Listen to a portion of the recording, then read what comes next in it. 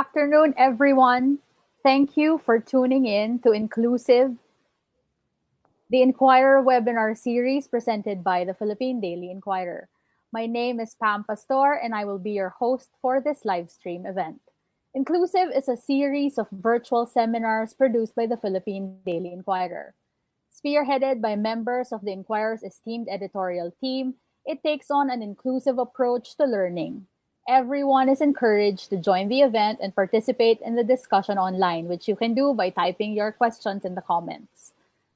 Conducted via live stream, a chosen subject that is of current concern is discussed comprehensively during the session that features experts who will share their best practices. Our topic for today is New Normal in Philippine Retail. Our guests, who are leaders in the country's retail industry, will be discussing the challenges they faced in adapting to the new realities brought about by the pandemic. This is a timely topic that a lot of people are interested in, from brands big and small and store owners to mall workers and even shoppers. But before we introduce our guests, we would like to thank the following sponsors for making this live stream event possible: Universe Diom et Palm and LBC. For 70 years, LBC Express Incorporated has been moving Filipino lives, businesses, and communities as the largest courier, cargo, and money remittance company. LBC Online is designed to empower social sellers in the modern marketplace, giving them an avenue to move more. We also have an exclusive offer for our viewers today. The Philippine Daily Inquirer is offering a 30-day free trial of its digital edition, Inquirer Plus. We are flashing the QR code on your screens right now so you can get more details on how to avail of this exclusive offer. Now, it's time to introduce our moderator for today's session. Ms. Cheche V. Moral is the editor of the Philippine Daily Inquirer's Lifestyle section. A graduate of University of the Philippines, Diliman, she is an Inquirer old-timer and a seasoned reporter who covered the lifestyle and fashion retail beats for 20 years. Good afternoon, Che. Good afternoon, Pam. Hello, everyone. This afternoon's discussion is something we have been reporting about in our pages since the pandemic hit, since lifestyle and retail are very much interconnected, and also because of the impact of the many changes in commerce in Filipinos' lives, owing to our mall culture. A lot of the things that we do now, not just shopping, happen in the malls. So we're very interested. What is the future of retail in our new situation? Many of are always doing things and appended. What are retailers doing now to adapt to these changes? And do our speakers think shoppers will ever return to the shops in the same way they did pre-pandemic? We can't wait to hear from our panel of experts to discuss these issues at length. Thank you, Cheche. And now that we've heard from our moderator, I'm going to hand this over to Che so we can get the ball rolling. Thanks, Pam. For this live stream series, we wanted to ensure an engaging and informative discussion. That's why we've invited Mr. Donnie Tantoco, Mr. Stephen Tan, and Mr. Javier Mantecon, all of whom we know could help enlighten us about how the pandemic will shape commerce and retail down the road. Let me introduce our speakers. Our first speaker is Mr. Donnie Tantoco. Donnie is a third-generation member of the family behind Rustans, the country's leading luxury and lifestyle retailer. He's best known for leading the Rustans Group's foray into mass market segment through Royal Duty Free Shops and Rustan Supercenters Inc., operator of Shopwise Hypermarket. He and the Rustan Supercenters team took over and revived the ailing business of Rustan Supermarkets. Both Royal and Shopwise were envisioned to make the aspirations of working class and middle class families affordable. He also serves as president of Rustan Commercial Corporation. Good afternoon, Donnie. Good afternoon, Cheche. Good afternoon, Pam, Javi, and Stephen. It's really a privilege for me to be on this panel today. I wonder if there's such a thing as an expert right now. I believe, I would just like to say two things. I believe what's happening around us is so unprecedented that I think more or less, whether you're a big company or a small company, digital or physical, logistics or more on the customer service side, I think we're all in the same place right now in terms of what we know, what we don't know, and where we are on this learning curve with what's going on. And how do we create value? How do we endure? what are the things we have to learn in terms of technology and also the people side and the human side of the business, because I feel that's still really important. So the first thing I wanted to say is that I think we can all learn from each other because we're all in the same part of this new era and this new learning curve. The second thing I wanted to say is that I think we can all learn from each other, and therefore the big change is that we really have to be a community. We have to be an ecosystem where everybody prospers. And we have to recognize that we are more interdependent than we ever have been. And we have to function like a community and like an ecosystem where everybody prospers for the benefit of our customers and the benefit of our employees. Let's go ahead and start, Donnie. Okay. Also with us today is Mr. Steven Tan. Steven earned his master's in business administration from the Paris Graduate School of Management. He began his career in hospitality management in 1990 until 1998 in Taipei, Taiwan, with the Howard Plaza Hotel. He then moved to Shanghai, China to form part of the opening team of the Barcelo Grand Hotel. He returned to the Philippines in 2001 as Regional Director of Marketing and Communications for Phil Barcelo. He joined SM in 2004, handling mall operations for the Podium, and in January 2006, led the launch and operations of the SM Supermall's crown jewel, SM Mall of Asia. Steven was appointed president of SM Supermalls, overseeing mall developments in both the Philippines and China in January this year. So it's going to be interesting to hear what he has learned to take over the helm of SM Supermalls during this pandemic. Good afternoon, Steven. Good afternoon, Che. First, I would like to say thank you for inviting SM Supermalls to the Philippine Daily Inquirer webinar.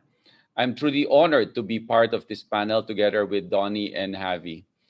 You know, shopping and retail will always be relevant to the Filipino consumers or customers. The fundamental reason why we shop and buy have not changed. It's how, what, where, and when we shop that have reshaped by the pandemic life. I also want to use the word evolve because it means develop, progress, and advance. Change connotes to alter, modify, and make something different. In the new normal, retail is evolving. It brings us new opportunities. It's an exciting time for all of us. Thank you, Steven. Now we move on to our third speaker, Mr. Javi Mantecon. Javi started at LBC 21 years ago as the person responsible for revitalizing the company's brand management. His involvement in the different aspects of the business, from advertising, merchandising, and sales, to human resource, marketing, and overseas operations, made him instrumental in propelling LBC to become the most trusted logistics company in the Philippines. As Chief Marketing Officer of LBC Express Global Marketing, Javi is leading the business to bigger ambitions. Good afternoon, Javi. Good afternoon, everyone. Happy Monday to all. It's a great start to the week to have a webinar like this. First, thank you, Inquirer, for inviting us here to talk about the new normal and to grant the stature of us being experts when this is the first time we're all going through this. So like my other speakers said, Donnie, Steven, this is a time for us to adapt, change, learn. On LBC side, we're doing the same. We've been in the business for 70 years. We just celebrated our 70th year last November 7th. And we will continue to do what we like doing best. We like to move it. Thank you, Javi. Now that we've introduced our speakers, we're going to begin with our discussion. To our viewers, you're welcome to join the conversation, and don't forget to ask your questions. We'll try our best to accommodate your questions during the second half of our program. So let's begin. Let me ask, what areas gave you the most challenges adapting to the new realities of the pandemic?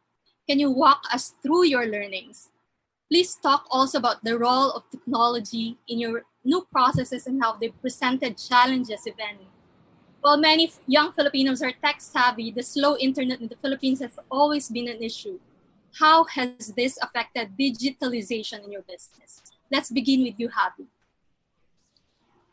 That's a good question. This pandemic, it affected a lot of areas in our business. Our branch operations, our warehouses, our distribution centers, our fulfillment centers, all of them were disrupted due to social distancing and safety measure protocols that had to be put in place that we were never planned, right, for all of this.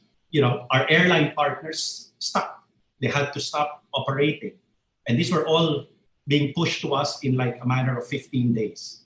We had to regroup, go back to our roots. All the years that we were for 70 years, there were less airlines then. So we had to go back to the roots of how LBC was operating then and see how we could transform and transition the current world into the past world into the current situation that we were in. We got additional warehouse. We prepared our facilities to be to disinfect. Obviously, all the packages, we had to put that process in. We had to test, and we continue to test our people regularly. Every week, they're being tested to make sure that they're safe and the consumers that we interact with are safe. But most importantly, we also shifted our operations to maximize the rural infrastructure in the Philippines. Like I said, since the airlines were down, we had to make that shift and move everything through land. So whether you're going to Visayas, Mindanao, it was land. But technology made us pivot really quickly during this time. We moved our services digitally. We launched our LBC online platform way ahead of schedule. It was not planned to be done this June and the early parts of this year. We were able to launch a pickup service to augment the branches because people did not want to go out and they wanted to be serviced at home. So we had to add that in. Then our call center, as customer service, we had to shift them to work from home. So our cloud-based call center system, enabled us to let our associates take the calls from home and still interact like they were physically in the office, yet doing it from their homes. Our HRIS system enabled us to track our people and have them do their self-service filing of leaves, whether they were able to go to work or not during the local lockdowns. So it helped us manage our people during this time. So we did not think of these systems for those main purposes, but they all came into play during this time. And I guess, like they say, right, for every challenge, there really truly is an opportunity. And that's what happened with us. We never shut down during this entire pandemic. I imagine there's added investment in all of that, Javi. Yes, we have, like I said, just from more warehouses, the testings, shuttling. We also had to, like the DTI recommended and all of that, to bring our own people in and out of the facilities and all of that. All of those were all added expenditures, but all necessary to be able to keep our business going for the consumers and the businesses who were relying on us to still keep their goods moving. Okay, thank you for that, Javi. Now we will move on to Steven. Do you think shoppers will ever return to the physical stores at the same level as they did pre-COVID? And if so, what do you think retailers ought to do to drive them to go back?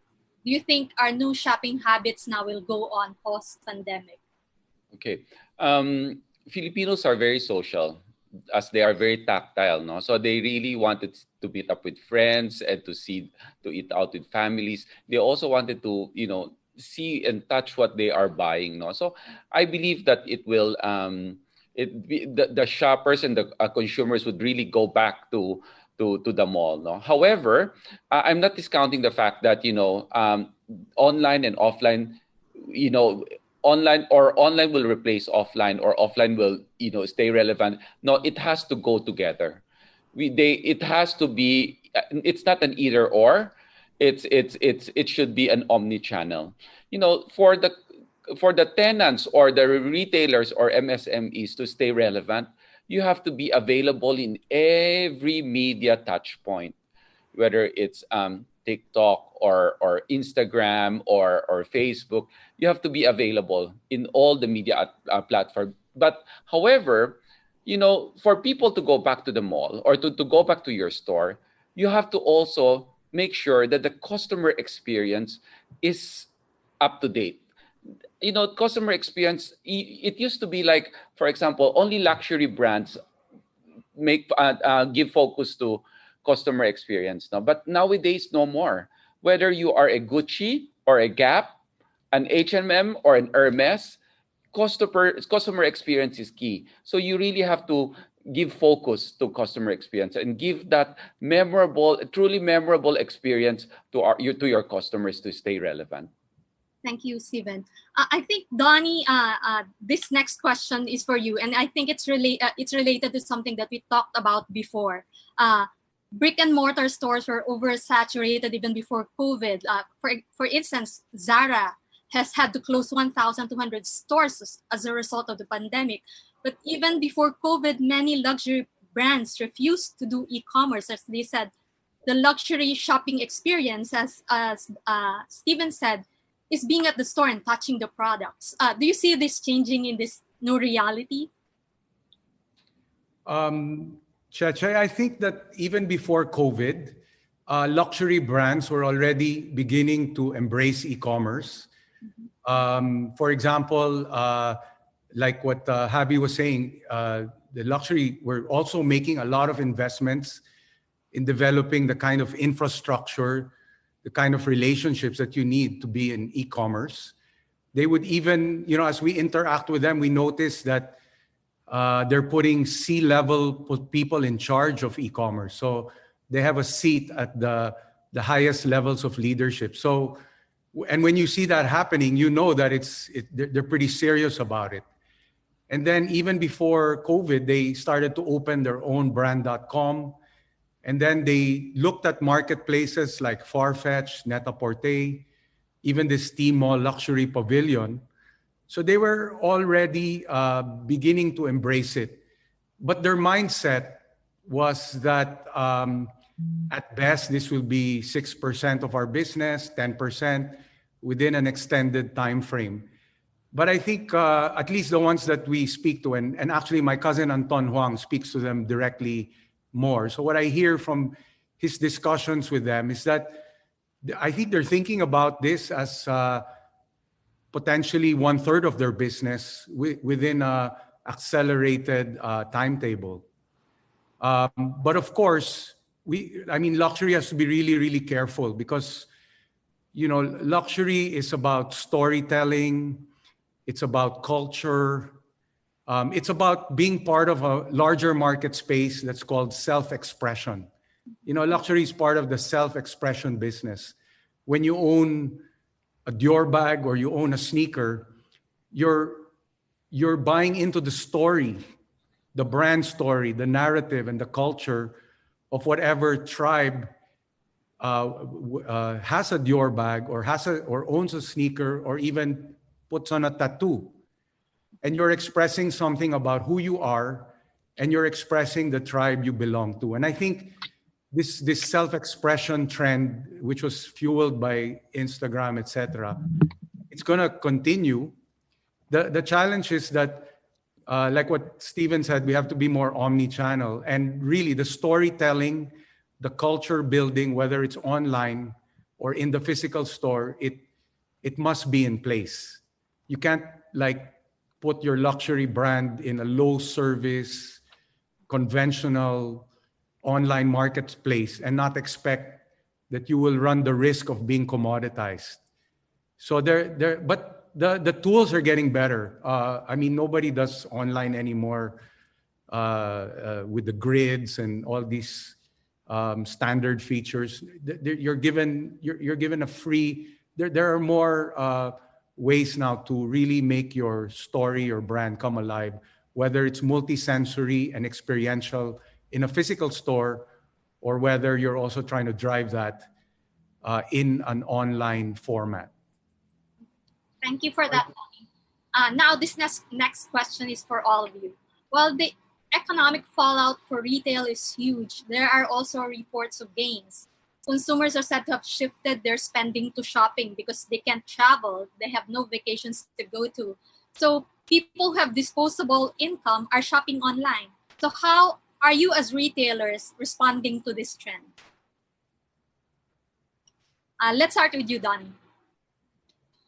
Okay, we're kind of reaping what we sowed because we have two assets that came in 2019, thank God, that are working very well for us right now. So we have Rustans.com. So I like everyone, not just Rustans. Our online sales are growing, and the momentum is really strong. Every month there's growth in sales, and it's been really rapid in terms of growth. We also have artificial intelligence driven CRM, and so there are a lot of, no matter what, there's still a big proportion of our customers that haven't come to the store. They're high value customers. They haven't come to the store this year because they're concerned about their safety. So we're getting to know them because we have this AI driven CRM, and we're trying to connect with them and start conversations with them with empathy. And then normally we serve them with our personal shoppers on call. So we've kind of put those two pieces together, driven by AI, CRM, that kind of stuff, and it's delivering now 1/3 of our sales. So this is helping us. Yeah, the people who come to our store, we take care of that. We make sure they can shop with confidence. But then those who don't leave their homes, we're serving them through this, and actually we're recruiting new customers with these two assets. And I think that another thing that we've done that is working, but we need to do it better, is we're trying to immerse ourselves in the lives of our customers. We're trying to understand what are their new unmet or underserved needs, what are their new unmet, underserved aspirations. And once we understand that, we convert that to insight. And right now, we're realizing that the way we present ourselves, the way we approach fulfilling those needs has to change. So for example, we're curating now around solutions that meet those needs squarely, rather than just what we used to do before, which is just pushing brands. And then, although we had Rustans.com, etc., and CRM, there are other areas of the business that we need to strengthen. You know, maybe we got to get to the level of LBC in things like logistics, payment, curbside pickup, better digital tools for our sales associates. You know, just making sure the new standard for convenience and ease is being met. And that's where we probably have most of our work that needs to be done. Thank you, Donnie. How about you, Stephen, especially with an organization as big as you have so many malls all over the country? Okay, I believe that first, what is essential when the pandemic hit us, has evolved as well, First, it was food, medicine, and personal care. Those were the first few things that was selling, and people think that those are the essential, But it has evolved. Right now, nowadays, you can see that what is essential is like skincare, gadgets, home furnishings. It kept on evolving. That's why, as retailers or as mall developers, you have to really monitor this very carefully. We are very fortunate that we have SM Advantage card, which is one of the biggest advantage or membership card across the country. So we can also monitor how they behave. So we study that carefully and offer, based on the studies that we have through our SM Advantage. Of course, there's a lot of things that, also that you could use technology in helping your business evolve, like the likes of Wi-Fi, hotspots, where they're going, how much they're staying in an area. So you kind of, you have to use technology to help you aid your business. So that we do that all the time. So to make sure that we offer to make sure that the mall stays relevant. Do you have different approaches to your malls in Metro Manila compared to those in the provinces, Stephen? Yes, of course. You have to. Each area is different. The Pampangueños and the people from Metro Manila, they're very different, no? Just like, for example, we have 8 malls, 8 shopping centers in China. What brands sell in the north doesn't mean that it will sell in the south.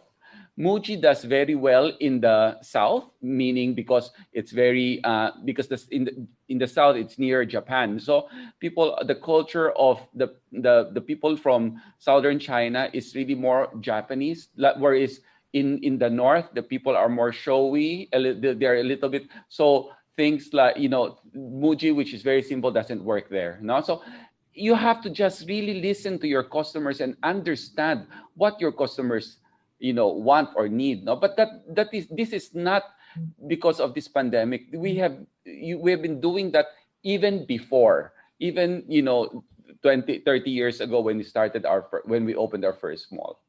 Okay, thank you, Stephen. Javi, how about you from the logistics end? How has LBC responded to this new demand for delivery of goods? Yeah, when you say that consumers have shifted, right, their shopping behavior, I think Donnie said, it was already starting prior to the pandemic.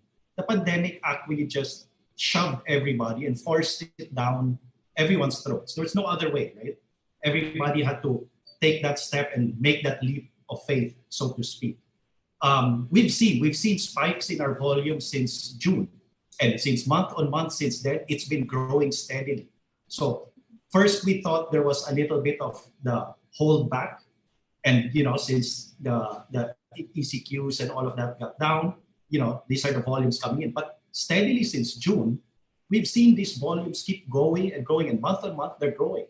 We prepared for our peak season much earlier now because the volumes are coming in and they're shifting in our direction, right? To be able to distribute and help these large enterprise and social platforms move their goods. We've also had to, again, make more investments in trucks, people, right? And like I mentioned earlier, we were not spared because we also had to open up our online side. So while we're heavily retailed with over 1,500 branches all over the Philippines, we had to still put that investment to the online side where people can pick up, deliver, drop off their goods. With a QR, they can go in much quicker, not have to fall in line, special lanes. So all of these adjustments had to be put in from a retail perspective, from a logistics perspective. And then just recently, we launched our social, which is, it's a community where we enable, educate, and empower sellers, micro SMEs that want to go into the online space because this is now their first time, right? They're now saying, I wasn't ready, but they want to do. So now we're putting ourselves there as one of the enablers that can open their marketplace. And they're not their marketplace as a platform, but their market, because you can have a nationwide distribution in one go, right? So that's how we positioned ourselves, and we've transitioned from March till this, and we are still, like Donnie mentioned, we're still learning. There's still more investments. Consumers don't really fully understand what they want as well. And you have to learn now and get this, because this is new. They're like, ay gusto ko yan. I want to do this. I want to do that. They're also confused, so to speak, right? They want the best of the best. I don't want to pay for it. So something's got to give, right? And that's why I say we're not experts. We're all learning. Thank you for that, Javi. Now, this next questions, we're really looking forward. I hope there is a yes to this question. Do you think the so-called revenge shopping that happened in China after the lockdown eased can happen here as well? Any one of you can answer. Who wants to go? I can leave that to my two colleagues. Who are in the retail space. Okay, I can answer that first. No, okay.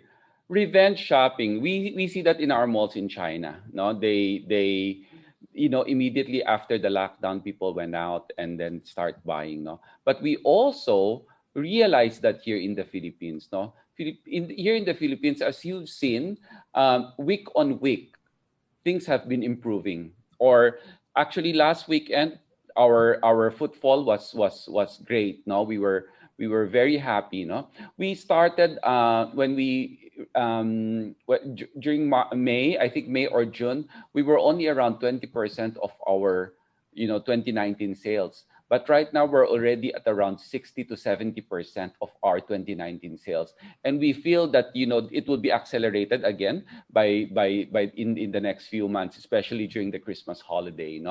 But Filipinos, I think you see that it's really more not really revenge shopping that they are looking for. What happened here in the Philippines is really more on comfort shopping or treat myself to something nice. It's really more on that, no? Because Filipinos are also very mindful also because how they spend, no? So it's really more thoughtful and more they shop more. They think about it before they shop, no? Because unlike China, where there's a lot of millionaires and the spending power is higher, so here in the Philippines, it's really more on treat myself something nice or meaningful shopping.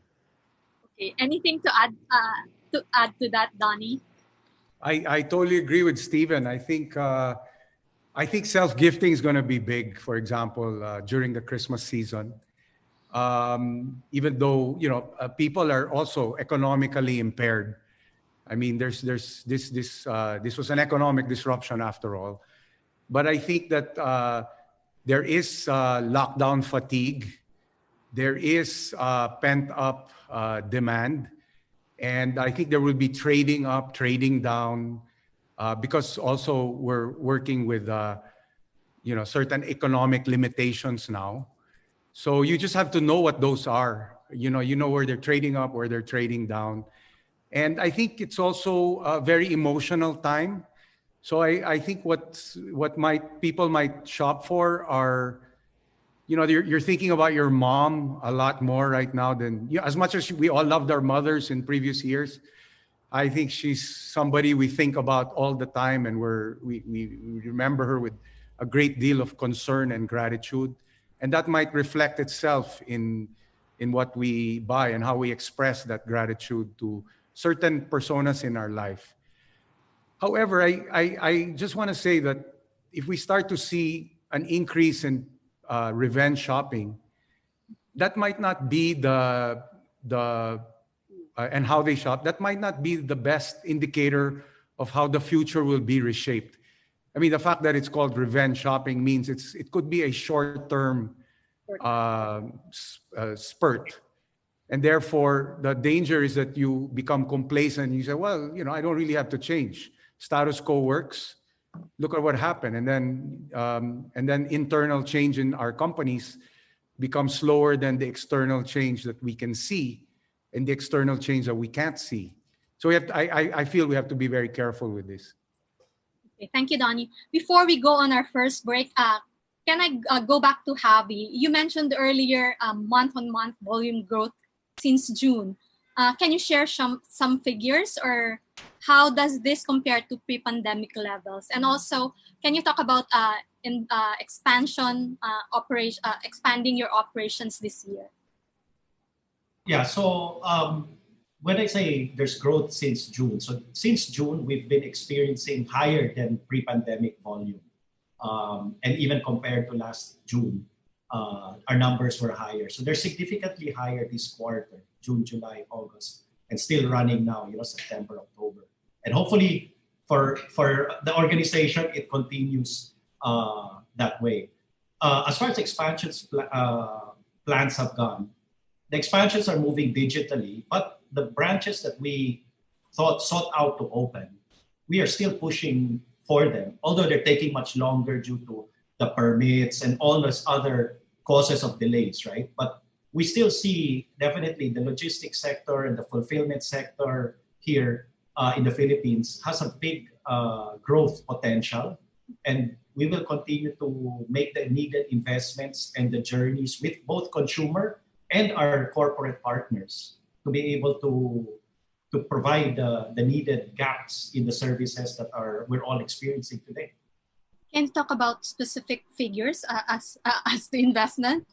No, my figures because are consolidated. So this is coming from global, even overseas. The numbers are higher and all of that. So I won't put down to an actual number in volumes, but they're better than pre-COVID and they're better than last year. Okay, thank you for that, Javi. Thank you very much to our speakers. It seems as though our discussion has piqued the interest of our viewers, as we can see a lot of questions in the comment section. But before we continue with our online boardroom discussions, we will have a 3-minute break, so stay tuned for more.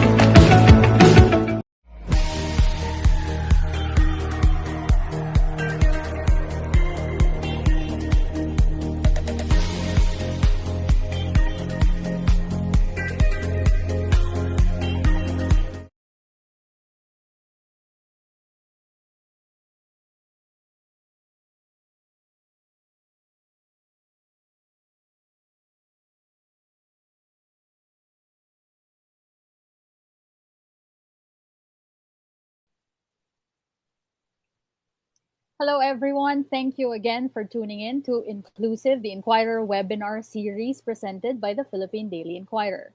This live stream event won't be possible without the help of our sponsors, Universe Deomet Farm and LBC. For 70 years, LBC Express Incorporated has been moving Filipino lives, businesses, and communities as the largest courier, cargo, and money remittance company. LBC Online is designed to empower social sellers in the modern marketplace, giving them an avenue to move more.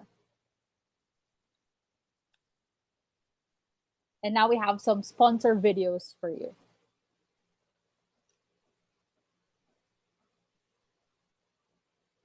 And now I'm gonna call on Cheche again for the second part of the Q&A. Moving on to the second half of our online discussion, we have questions waiting to be answered. The first one is from Ruth Mayo.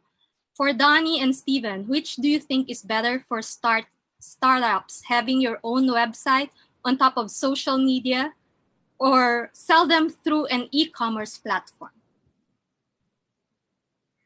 Okay, I can answer that. No, I think you can start with an e-commerce platform first because the audience is wider, and eventually you can set up your own website as well. Okay. How about you, Donnie? Anything to add to that? I think if you can craft a way to be multi-channel at the outset, I agree with Steven. I think it makes sense to go on the marketplace first. I think you gotta cover that area first so that you, like he said, you have access to a broader market. But if you can also open up your own website, and it might serve a different purpose. You might be generating transactions on the marketplace, but you're really educating the customer.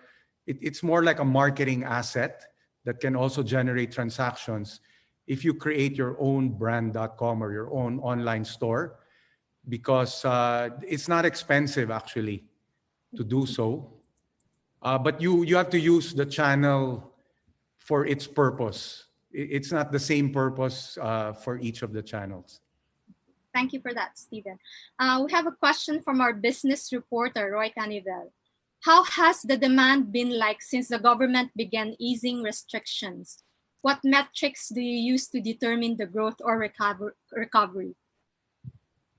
This is for For me. all of you. Maybe Donnie can answer first. Okay, thank you, Stephen. Well, we're certainly not in the essentials business, so the figures that I heard from Stephen are better than the way we're performing at the moment. But basically, the metric we use is two. How are we trending in terms of this growth versus last year? So if there's a lower this growth versus last year, and it's meaningful, then that's a good thing.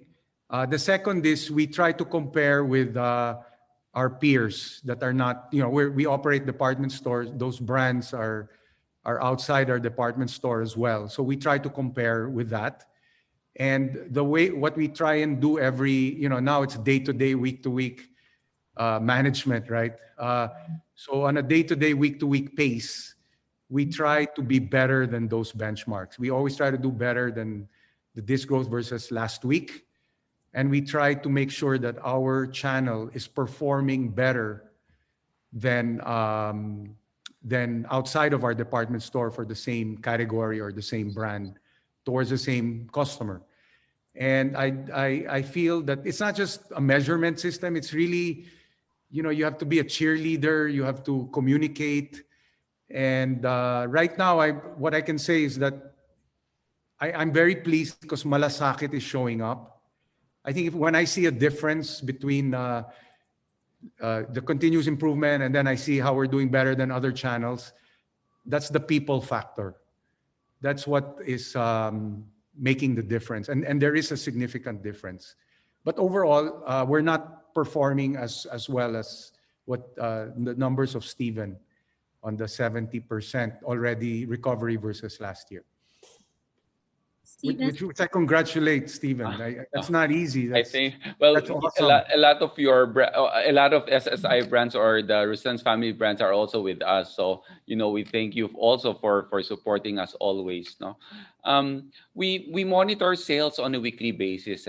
So we know how it's growing, and there are areas that are performing better than the others, no? And I think the government or the LGU plays a very important role to it also. If the LGU is very supportive, well, we see that in China as well, no? In China, when it was locked down, February. They opened the economy, or they opened it March. They only locked down for a month or so, like a month and a half. And after that, they opened the malls already. The recovery was faster, much faster than what we have here, because I think it's a government support. The government also gave coupons that you have to consume it within 30 days or 60 days, no? So it's driving driving consumers or the public to consume to help the economy. I hope that we can also do that. No, the local government also could be supportive in terms of maybe easing. But of course, there should be a balance between safety and the economy. You should always be safe at the same time. You have to grow the economy. No, so we see that the provinces are doing better than Metro Manila, as a matter of fact. No, the likes of the likes of the northern Luzon. I was in Baguio over the weekend, and Baguio, I think they're already at around 80%, but in Metro Manila we're still at around 50 to 60%. So it depends on the area. So, but if you total it, I think it's okay. It's growing week on week, and we just have to support each other, help each other. It's people helping people. Thank you, Stephen. I think this next one is also for you. What measures have you taken and continue to take to ease the burden on your MSME tenants, especially since the demand will not likely be the same as before? Are you still waiving rent? Okay. 75% or 75% of our tenants are MSMEs. You see, if you go to an SM mall, there's a lot of kiosks, there's carts, and all this. These are all MSMEs. No, so immediately after, that was actually our first concern. No, is of course to help our retailers, also our tenants like the Rustans Group and all, even LBC. No, we immediately during the lockdown, the two months that we locked down or we did not open our malls, we did not charge rent at all. We waived the rent for I think 60 days, and after that we went on straight percentage only, charging only percentage rent. We waived the basic and the minimum rent. But more than anything, more than the monetary value that we have extended, I think what is important is guiding them to reopen their business. As I've said, we were all at a shock when this thing happened. Nobody was prepared for this. Nobody has that playbook on how to go about it. Nobody even knows how to reopen your business, right? When we all locked down, because as Donnie have said, this is all unprecedented.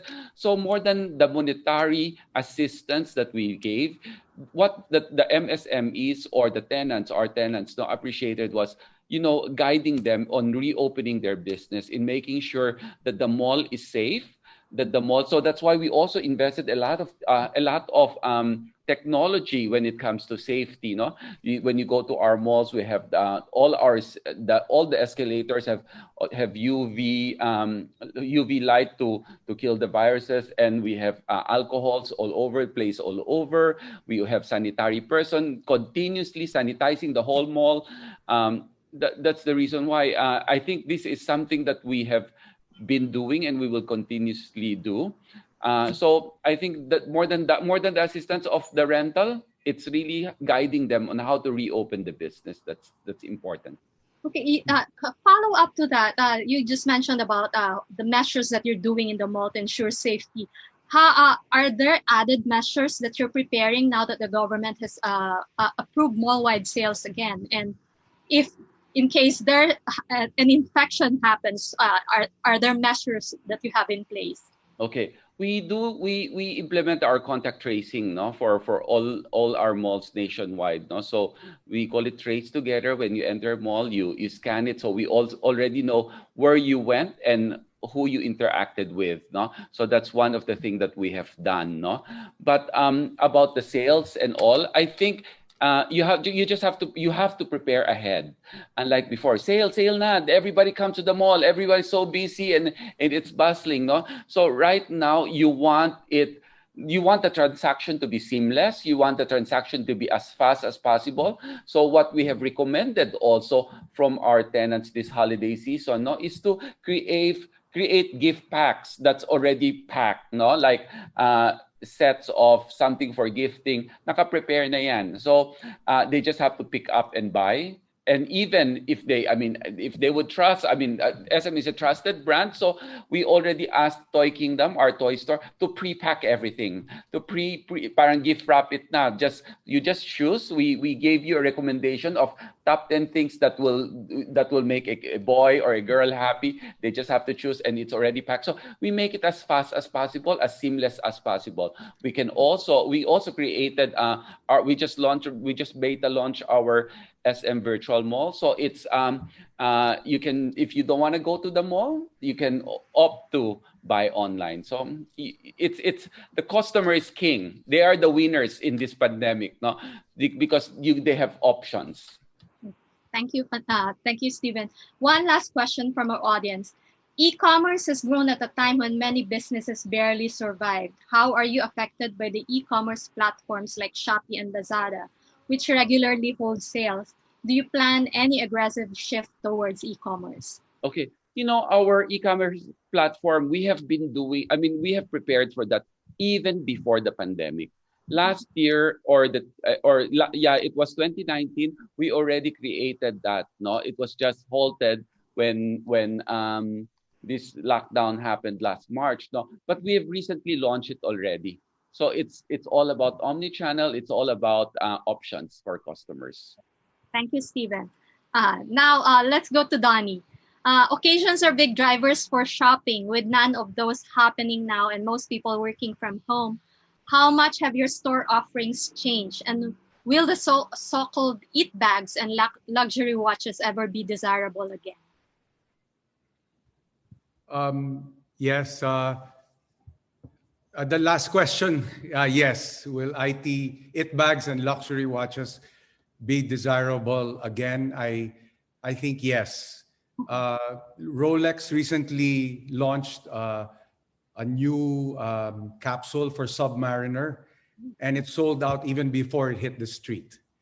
So I think there will always be a place for luxury in the market, and it will become desirable again. But I think that luxury will the word that Stephen used, evolve.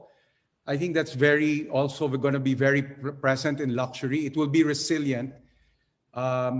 But I think the way people will buy luxury and seek to express themselves, that will evolve and that will change. I mean, maybe pre-pandemic, it's about big logos, loud, very loud patterns and designs, and very different, unique silhouettes. I think right now it's going to be a self-expression that's more intimate, it's more personal, it's going to be more internal and more personal. So I think luxury watches will sell. The key items of luxury will continue to sell. It might appeal to a different market. Right now, it's going to be more domestic rather than tourist-driven. It's going to be more women-driven that are actually earning for themselves, because there's this huge market of women that are independent financially, and some of them don't even have children. So they have all this discretionary income and they don't have children. They're a primary luxury market target. So yeah, I think it'll be.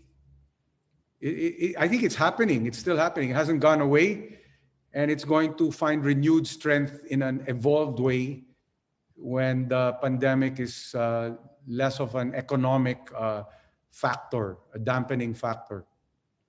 We look forward to that, Donnie. Okay, how about you, Javi?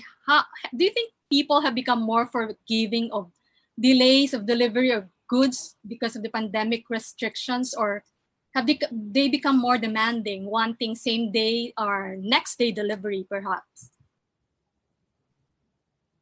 Are consumers forgiving? Not really. 60-40, they still demand what they're used to, right? They've been used to express delivery 1 day, 2 day, matagal na yung 3 days. And then now all of a sudden you're talking about, to go to the province 14 days, 10 days. It's really created a big paradigm shifts in their brain. And I don't think everybody has come to really realize it yet. The impact, like I mentioned, of the branches. Dati you have 5 people, now you only allow 2. right? So just there alone, the processing power that can be taken from the front, the local lockdowns during when it was happening and still happening now. There's still barangays that are on lockdowns, and all the back end things that need to be done. Again, they're consumers. I don't care about that. It's basically, I want my goods. Can you give it to me ASAP? So some have, but again, I think the general majority is still no. We want to be able to, like I said, consumers king. They're still demanding for better experience across this situation, across all retail fronts or even logistics provider. Thank you, Javi. Okay, I think this is for Donnie and Steven.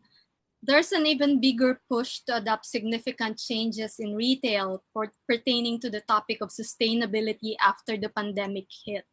Can big sales and sustainability really go together? Who wants to go first? Donnie? Okay, I think this is really important, and it begins, I guess, in the younger, more affluent customers that we serve, but it's going to be broad. I think it will eventually have to. The question, can big sales and sustainability really go together? If we haven't treated this pandemic like a huge wake-up call that we're not really being good stewards of the earth as consumers and businesses, then wow, we're deaf. So I think it has to go together. And I think the pandemic, they say it's an accelerant. And I think what it's accelerating is that a greater and greater proportion of customers will demand it. They will demand that you not only have to have the right quality, the right price, deliver it in the right way. Sustainability is really, really important. And once you have that number of customers in greater proportion, then you have something which is good, which is critical mass. And it's only through critical mass that the whole supply chain can begin to serve sustainability, organize itself, and do that efficiently. So I think, well, for me, it's a journey. Like we're in the companies that I'm part of, whether it's Rustans, Royal, or Adora, and then the different clienteles we serve through those three companies.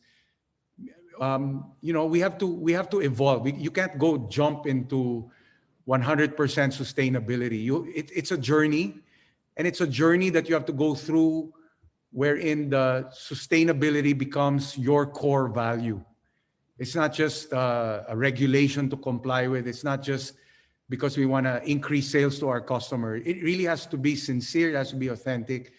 It has to be value, and we have to start now. And we have to do it intentionally and deliberately, but it's a crawl, walk, run process. Thank you, Donnie. How about you, Steven?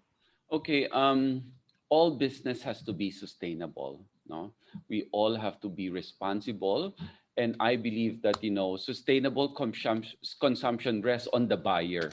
You can always opt to buy less and focus on higher value. No, but having said that, I'm happy to note that this pandemic, the people's consumption methods are also evolving. There is more discernment and mindful shopping happening nowadays, no? But more, aside from just buying it, I think as a mall operator, we have been building our buildings also more sustainably, no? Like for example, we have water catchment when we put up our malls, no? We have water catchment underneath the building to catch rainwater, so it avoids flooding in the area where we are. We have been recycling water since the 90s.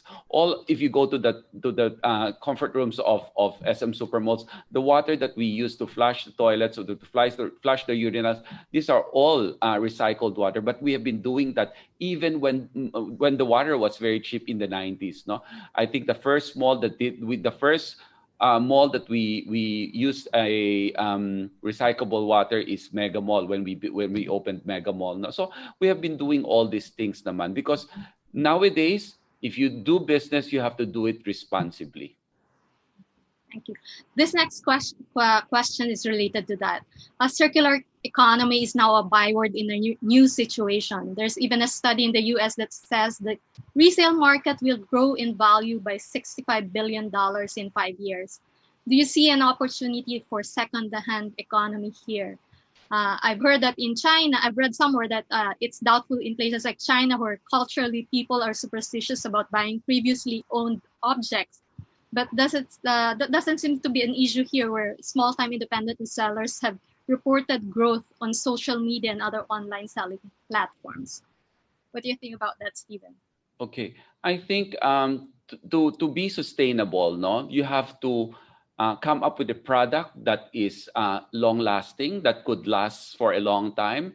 I think that's creating a product sustainably or responsibly by using raw materials, recyclable product. You know, we've seen that.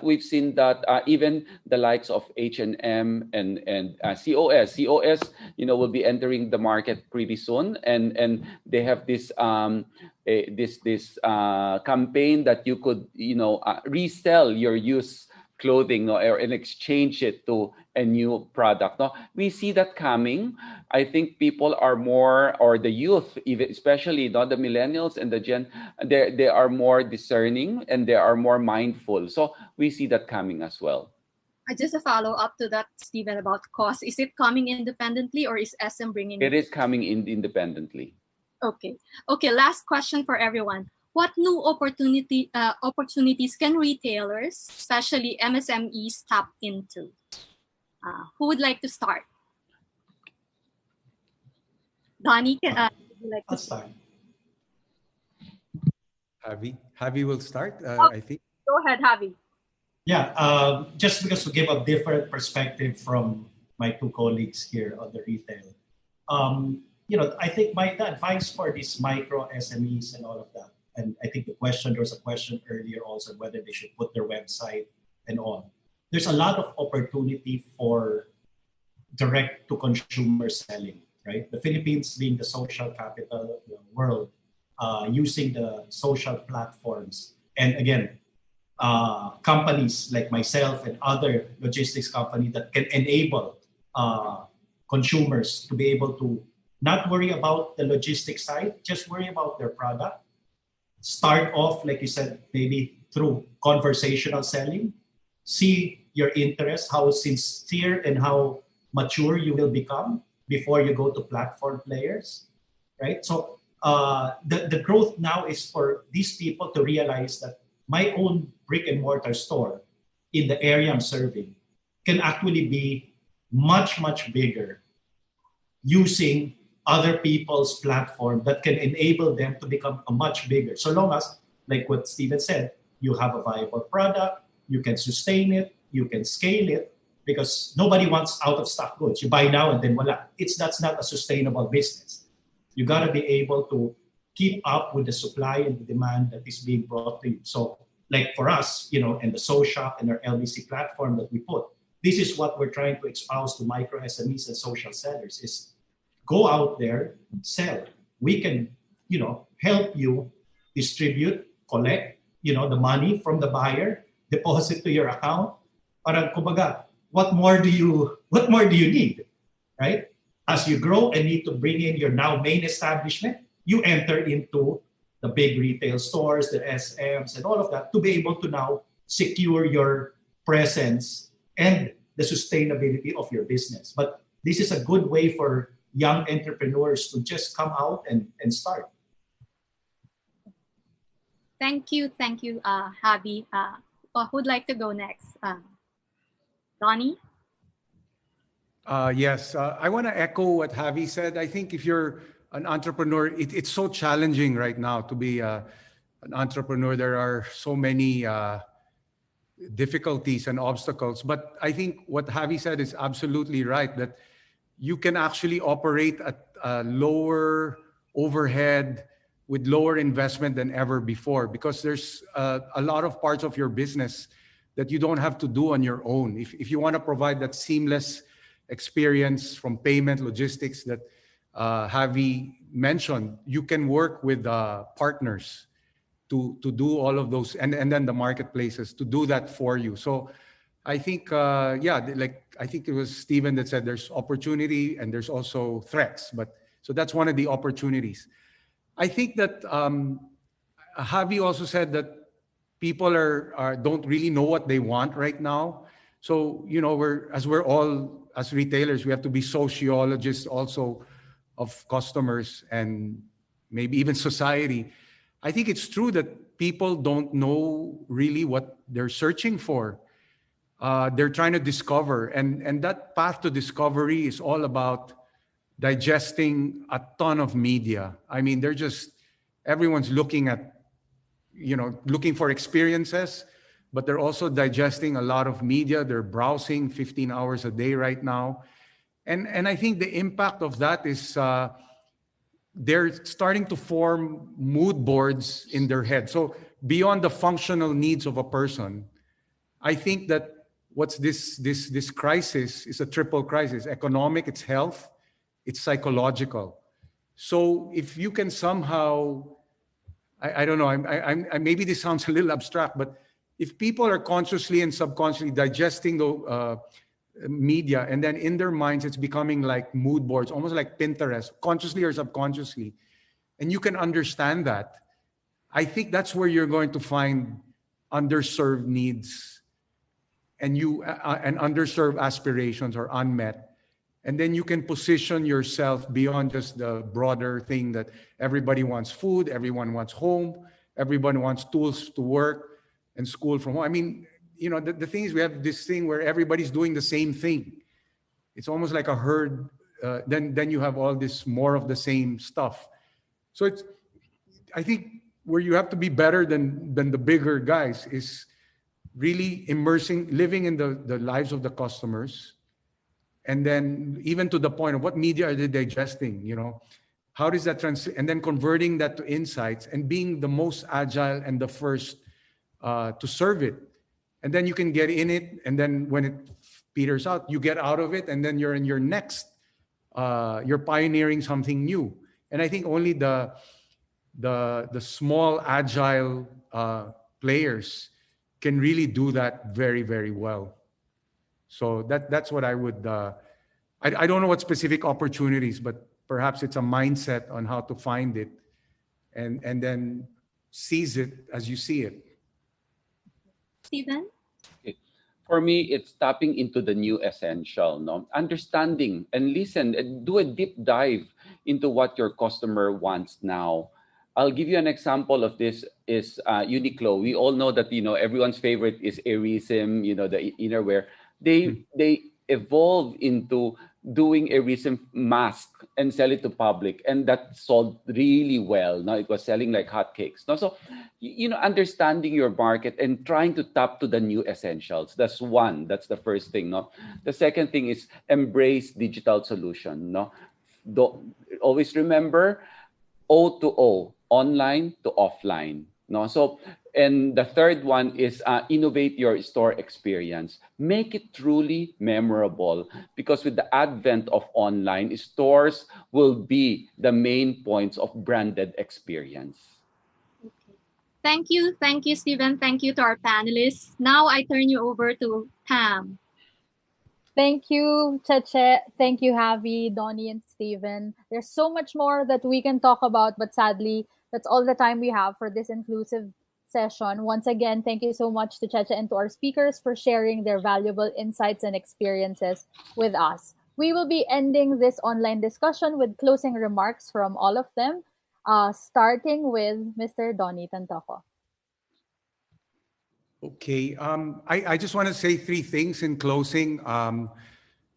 It's a totally new situation, and sometimes what we need to be self-aware is that the first thing that needs to change is our mindset. If we bring the pre-COVID mindset into this new environment, and we're only going to have incremental improvements, and basically that's the same thing as protecting the status quo. So I think mindset is important, and then I think that and we have to be critical of our old mindset. I'd like to reinforce also that it's all about immersion. We have to immerse in our the place that is our craft, where we derive the most passion in terms of our profession and our work. And then we immerse in the lives of our customers that we serve and the communities that we're part of. And that's where we will get the insights we need, because it all begins with that. And I think that what we need to bring into, putting more of our attention on immersion, as we're also doing other things to endure this short-term impact of the crisis, bring in genuine curiosity. I think we really need to be curious and genuinely curious as we immerse ourselves. And then it will translate to insights that will translate to pioneering new things that are not present yet in the market. And lastly, I think we all need to be like chief encouragement officers. There's so much now that's so discouraging, and that pessimism. We can't be in denial of what's bad. What are the threats? What are the risks?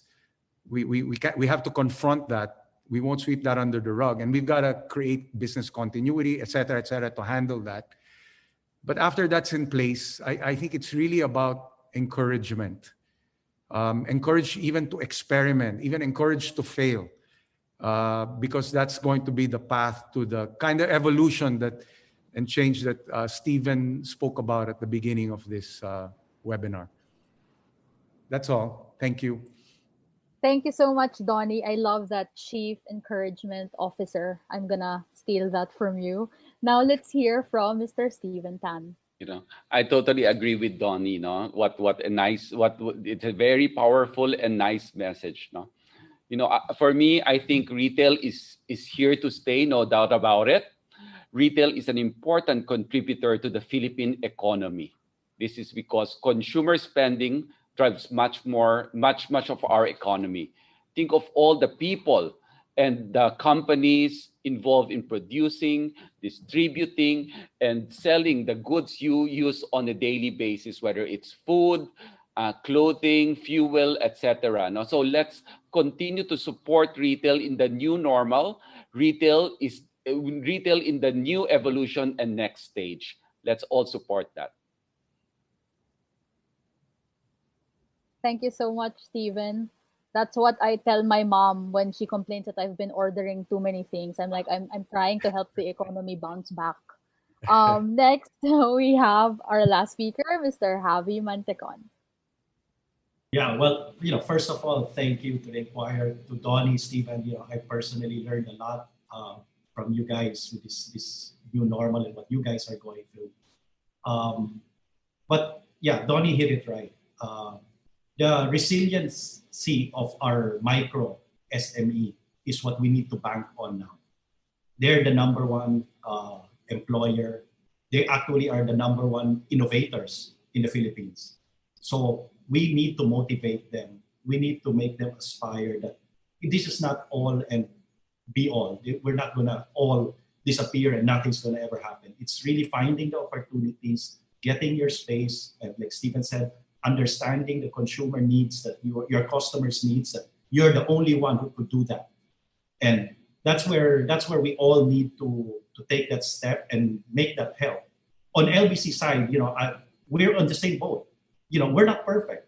We've never been perfect. We keep trying to enhance ourselves. We try to polish wherever we feel that we're going well.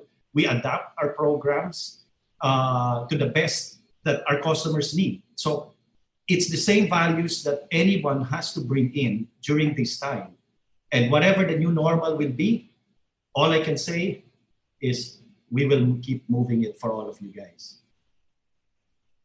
Thank you for that message, Javi.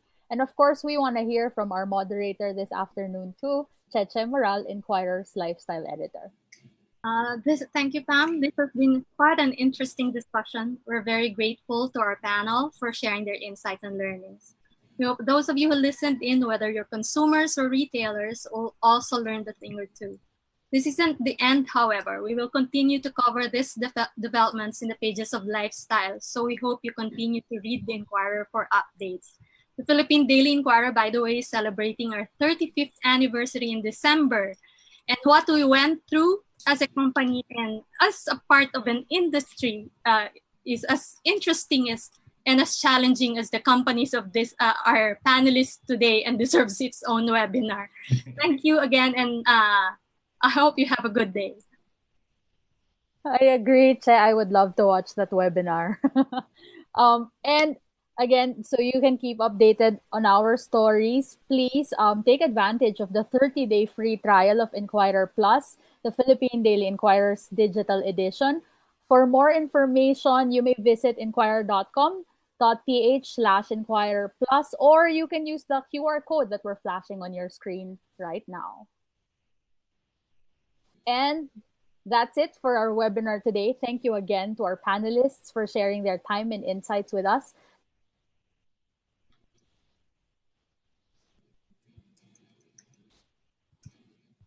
Thank you to our sponsors. 20 years, LBC Express Incorporated has been moving Filipino lives, businesses, and communities as the largest courier, cargo, and money remittance company. LBC Online is designed to empower social sellers in the modern marketplace, giving them an avenue to move more. Thank you once again for being part of INQlusive, the Inquirer webinar series presented by the Philippine Daily Inquirer. Thank you to our viewers, our moderator, and our speakers. And here's a last word from our sponsors.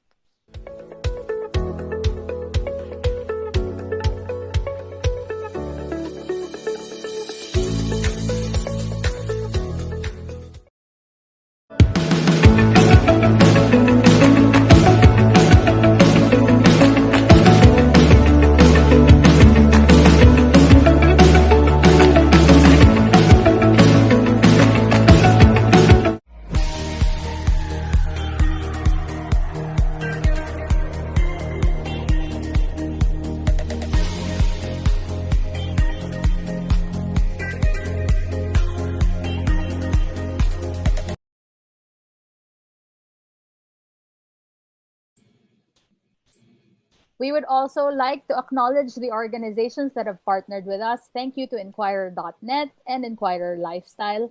Again, thank you to our viewers for being part of the discussion. Continue reading the Philippine Daily Inquirer for authoritative news and features. Once again, I'm Pam Pastor from the Inquirer. Thank you for joining us and have a great rest of the day.